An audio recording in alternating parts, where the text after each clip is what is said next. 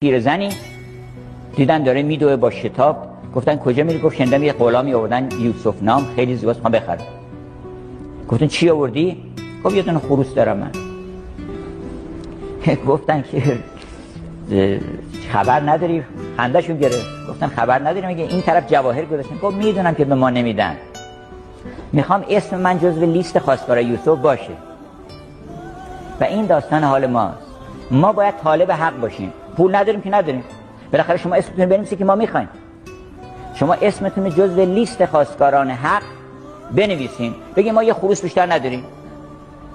من گدا هوس سرب قامتی دارم که دست در کمرش جز به سیم و زر نرود، ولی بالاخره هم که میخواد آدم این خواست رو یه وقتی بالاخره حساب میکنه. ممکنه یه اخلاص هم زمیمش بشه، بگن آقا بدیم بگیم. بی معرفت مباش که در من یزید عشق اهل نظر معامله با آشنا.